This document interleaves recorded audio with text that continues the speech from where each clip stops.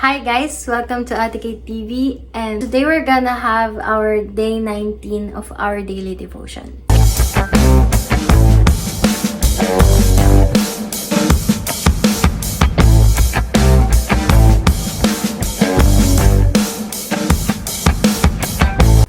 Let's pray first. Thank you so much for this day that you have given us, Jesus. Alam ko na pagod kami at marami kaming ginawa ngayong araw na to. But thank you, Jesus, because you are our rest. Thank you, Jesus, because you are our God and we cannot fathom how great you are, how amazing you are. And may this word resonate unto us. And salamat, Panginoon, at kasama ka namin. Pinupuri ka namin at sinasamba. In Jesus Christ's name we pray. Amen. Our Bible verse for today is Luke chapter 12 verse 22 to 31. This is so long. So, isa-isahin natin. Sabi niya sa 22, and he said unto his disciples, therefore I say unto you, take no thought for your life that ye shall eat, neither for the body what ye shall put on. Take no thought. Sabi nun, Lord, hindi na ako mag-iisip, hindi na ba ako kailangan na magtrabaho pa, o ano bang gagawin ko, Lord, aasa na lang ba ako sa'yo? Pero God is telling us to trust in Him. God is telling us to give our life to Him. We will work, yes. We will have faith, yes. But we will not take any thought of it. Like, just be relaxed. I will just stay on the will of God and in the presence of the Lord, that I will not be stressful. Marami kasi sa atin mga tao is nahihirapan magtiwala sa Panginoon na yes, ginawa mo na yung work mo, pero parang ano bang gagawin ko? Kailangan ko nang gawin mga bagay na to. Kailangan ko, like, can you be relaxed? Trust in the Lord. Amen? So, take no thought. Why are you telling this to us, God? Sabi niya, the life is more than meat and the body is more than raiment. This is so good. This is so good, Lord. Thank you so much for this word. Ang buhay ay hindi lang nakabase sa kagandahan ng kasuotan mo, sa mga susuotin mo, sa mga bagay na kakainin mo. Ang totoong buhay ay kasalalay sa relasyon mo sa Panginoon, sa pagsisik mo sa Kanyang kingdom. We might not be well off today or in this lifetime of ang totoo sa pagbabalik natin sa Kanyang kingdom, sa Kanyang presensya, sobra-sobra pa yung mararanasan natin, sobra-sobra pa yung ibibigay niya sa atin. And sasabihin niya, well done, my good and faithful servant. You may have everything in this world, but without your relationship with God, you are nothing. Sabi niya, consider the ravens, for they neither sow nor reap, which neither have storehouse nor barn, and God feedeth them. How much more are ye better than the fowls? Wow! Paano pa kaya ikaw? Tawang-tawa siya sa akin kasi I worry a lot about my future, about what path I'm going.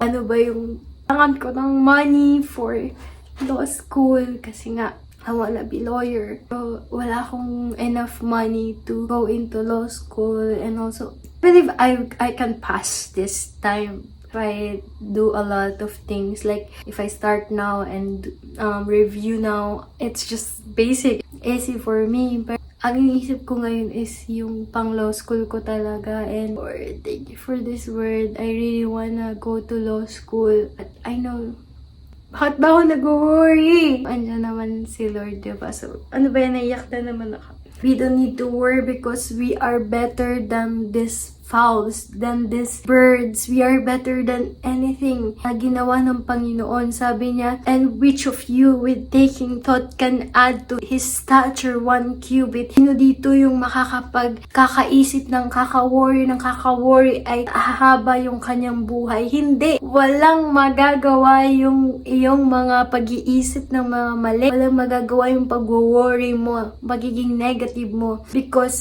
it has nothing to do with God. You don't have to worry. Take no thought. Don't worry. Some people are worrying so much they cannot sleep anymore. But you know what?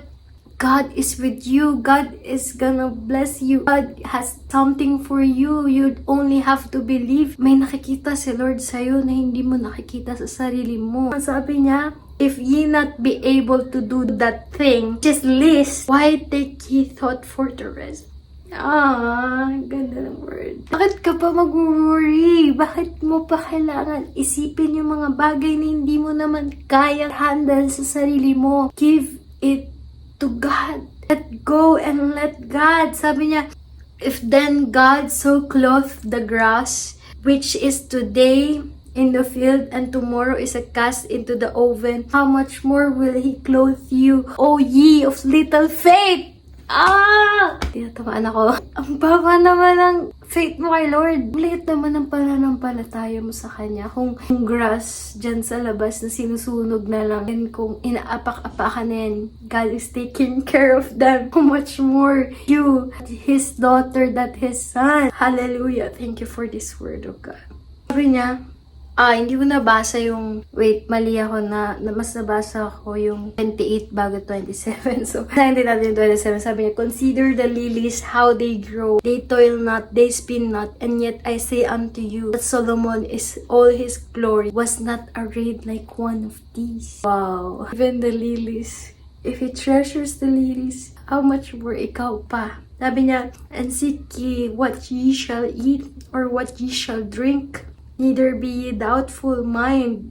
Maging doubtful kay Lord. He will provide for you. Sabi niya, for all these things do the nation of the world seek after. And your Father knoweth what that ye have need of these things. Alam niya na kailangan mo yun. Alam niya na may pangangailangan ka rin bilang matao. Pero etong pag-worry sa bukas, pag-worry sa kakainin, sa dadamitin, sa mga bagay na kailangan mo sa araw-araw, yun yung nasa isip ng mga taong walang pananampalataya sa Diyos. Work, strive. Sa mga bagay na to, kailangan kong maging ganda.